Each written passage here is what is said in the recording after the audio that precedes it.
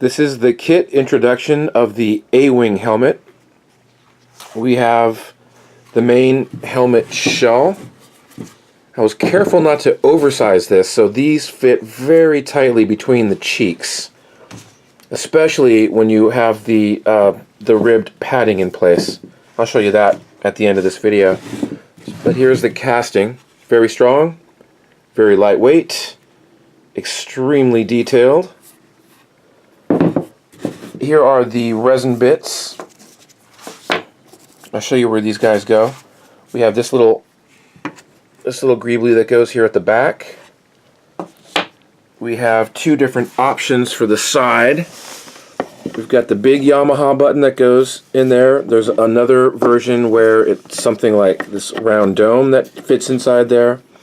Several different versions. Then you have these greeblies. And just take a moment to look at these details. I modeled all these in CAD and then printed them on my 3D printer. So I forgot what goes where. I'm pretty sure this, I believe, sits on this side. Or maybe it was this one that sits over here on this side. Okay, and you've got your microphone end and a little rod that will attach to that. And the visor. This is a vacuform piece. This will fit on here with tabs. This fits up here to the front like so.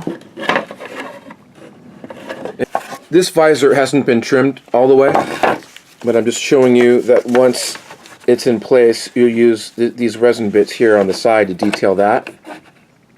Also, this visor was engineered with bevels at the back and at the front, just to maintain the appearance of thickness.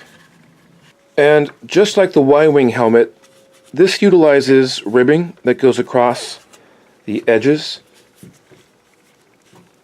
on both sides. So I will be showing you how to make this out of tubular batting and faux leather.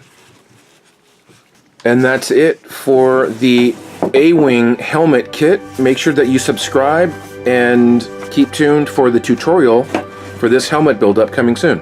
Thanks for watching.